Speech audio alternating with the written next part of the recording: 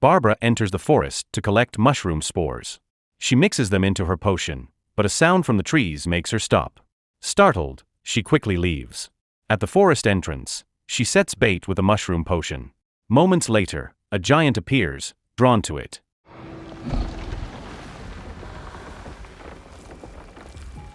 Satisfied, Barbara heads home and notes in her book that the lure worked. She shuts the book. This is I Kill Giant. The next morning, the house is loud.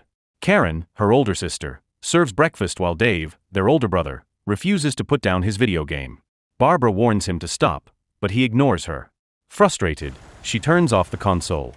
Dave explodes, grabbing her treasured dice and smashing them into the food Karen worked hard to make. The fight fills the house with noise. Angry and hurt, Barbara storms off to the hill behind the house, overlooking the beach. Soon, Karen follows, trying to comfort her. Barbara turns cold, and before they can speak further, Karen's boss calls, pulling her away. Alone again, Barbara lifts her handmade binoculars. Out at sea, she spots a whirlpool. She adjusts her extra lens, but in a blink, the whirlpool is gone. Back inside, she overhears Karen and Dave. Her brother calls her crazy. The words cut deep, and Barbara retreats into her secret basement. The basement feels safe. Tools and gadgets surround her. She listens to a recording of her favorite baseball player while sewing a bag. A needle pricks her finger, and blood smears across the fabric. She whispers an incantation under her breath. The next day, Barbara sets leftover food on a post in the yard as monster bait. Afterward, she heads to an abandoned train depot. Inside a rusted car, she draws 3 symbols and sprinkles enchanted powder. Every step goes into her notebook. Behind her house, she has another hideout built from an overturned boat. One afternoon, while setting traps on the beach, a girl approaches. Sophia, new from Leeds, introduces herself. Barbara turns away without a word. Later at home, Barbara overhears Karen struggling on a call. Too many days off to care for her siblings are costing her at work. Barbara doesn't step in. Instead, she locks herself in her room. The next day, while waiting for the school bus, Barbara notices a pigeon's flight and takes it as a bad omen. At that moment, Sophia shows up again and borrows her binoculars. When they board the bus, Sophia tries to sit beside her, but Barbara refuses and moves to the back. At school, Barbara checks her handmade charms one by one. Her unusual behavior draws the attention of Mrs. Mall, her teacher, who quietly follows her. In the bathroom, Barbara inspects the drainage system and sees another bad omen. From outside, Mrs. Mall notices strange symbols on the door. But when she steps in, she only sees Barbara trying to cover a broken pipe.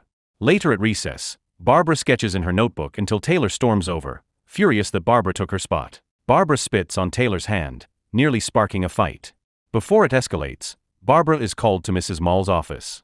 The teacher, who is also a psychologist, tries to reach her, but Barbara stays distant. After the meeting, Taylor corners Barbara again and shoves her hard. This time, the principal arrives in time, warned by Sophia. The incident pushes Barbara to finally accept Sophia as her friend. When school ends, Sophia grows curious about Barbara's notebook filled with drawings of giants. Barbara brings her to her secret hideout, which she calls a sacred temple. There, she explains the origin of the giants. According to her, they are all descendants of Ur, the illegitimate child of earth and sky.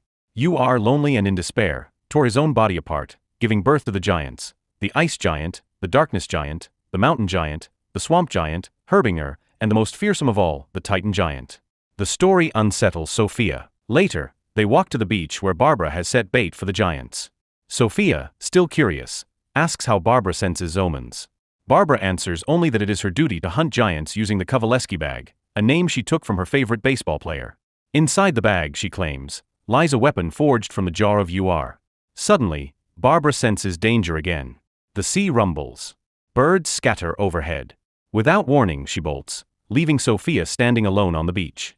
That evening, Barbara went to the train depot to check her traps. She then inspected the ones hidden in the forest. She prepared another trap using her potion bait. Soon, heavy footsteps echoed nearby. Barbara hid, watching from a distance. But when she stepped on a branch, the sound gave her away. She ran, hoping to lure the giant toward her trap. Instead, the creature wandered off, leaving her efforts wasted. Defeated, Barbara returned home. In the basement, whispers called her name. Fear struck when a shadow moved in the upstairs room.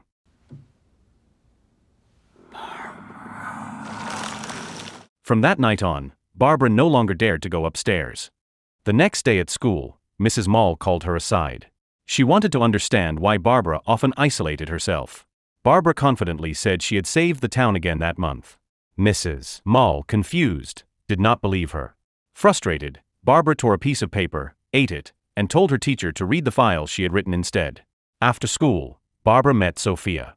She showed her drawings, and the two began to play. Slowly, their friendship grew. The following day during baseball practice, Barbara invited Sophia to hunt giants. Sophia refused, not wanting to skip class. Barbara then faked illness to get permission to leave, but the gym teacher saw through her. Angry, she insulted the teacher's job and was sent to the principal's office. Her punishment was a week of detention. When she stepped out, Barbara found a letter of apology from Sophia. The note lifted her mood, but without thinking, she opened her sacred bag to place it inside. A sudden light burst out.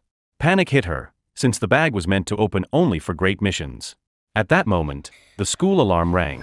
Barbara sprinted away, with Sophia chasing after her. Together they ran toward the forest near the beach. Barbara checked her first bait, then moved from one trap to another. Most had been untouched. She began to suspect the giant had been distracted. Sophia, terrified, begged her to stop and go home.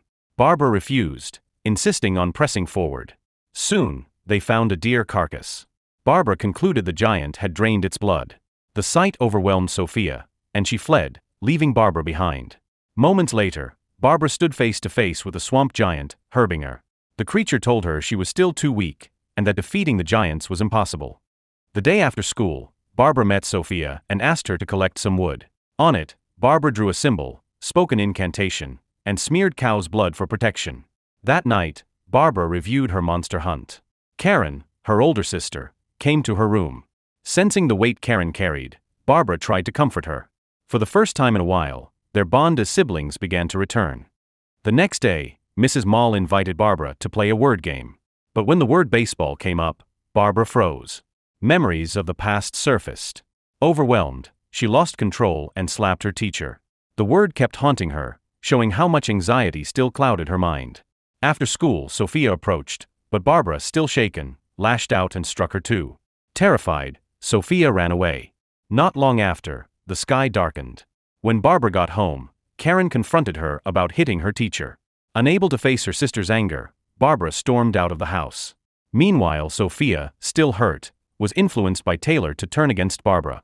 Later, when Barbara visited Mrs. Mall's office, she confessed with sadness that giants were not protectors but destroyers. After school, Barbara discovered Sophia and Taylor wrecking the traps at her hideout.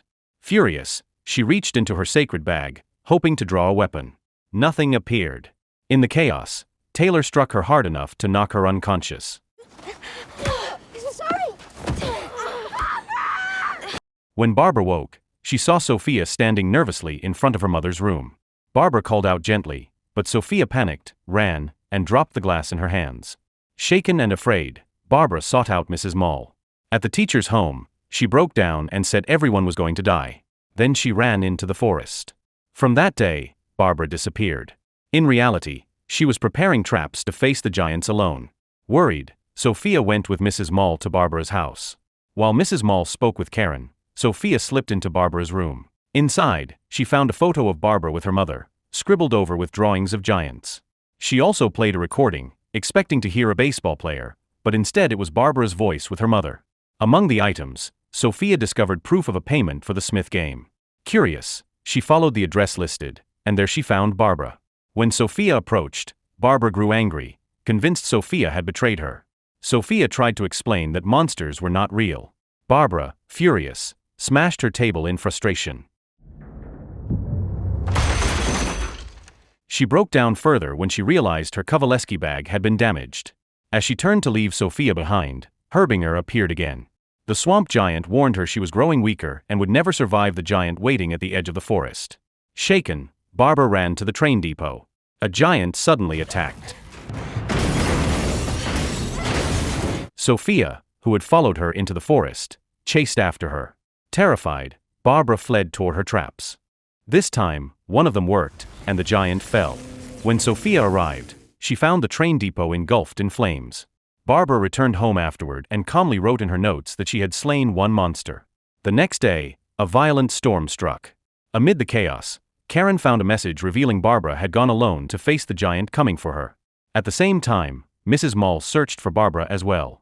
She called Karen, explaining that Barbara had mocked Taylor by placing a skull figurine in her locker, which had pushed Taylor into a rage and made her want to hurt Barbara. Using that clue, Mrs. Mull found Barbara on the shoreline. She spoke gently, telling her she already knew everything from Karen. Mrs. Mull urged Barbara to go home, to accept the truth that her mother was gravely ill and wanted to see her. But Barbara refused. She insisted a great monster was coming. She shoved Mrs. Mull aside and ran. Meanwhile, Taylor vandalized Barbara's belongings in anger. Sophia tried to stop her but was pushed to the ground. Seeing Sophia fall, Barbara rushed to help her and told her to hide. At that moment, Barbara sensed the giant's presence.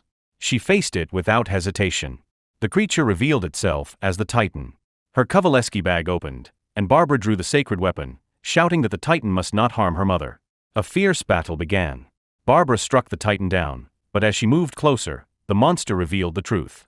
It had not come for her mother. It had come for her. The Titan rose again, seizing Barbara in its grip. She fought back, driving her weapon into its body until both of them tumbled into the ocean. Beneath the waves, the Titan spoke. Every being must die, it said, and Barbara should embrace happiness while life remained. With this realization, Barbara released her fear. She swam back to shore. The next day, filled with regret, Barbara finally found the courage to step into her mother's room. She reunited with her, apologized for being too afraid to face her illness, and hugged her tightly. After summer break, Barbara told her classmates she had spent her time with her mother and had even defeated Titan with the sacred weapon. Soon after, Mrs. Mull arrived with heartbreaking news. Barbara's mother had passed away. Her death struck the family hard. Barbara tried to stay strong, but that night she could not sleep. She went back into her mother's room and once again saw Titan. This time, she whispered a quiet thank you before lying down and falling asleep in her mother's bed. The story closes with clarity. The giants Barbara fought were not real, but creations of her imagination. They were her way of battling fear and denying the reality of her mother's illness. She had convinced herself that her fear had caused her mother suffering, so she built charms and swore to defeat monsters to save her. Through her final encounter with Titan, Barbara understood the truth. Death is part of life. What matters is choosing happiness while there is still time, and embracing the people we love most. And with that realization, the film ends. So the moral of the story is if you start spitting on people, smashing dice in breakfast, and fighting swamp giants, you probably just need a hug and a nap.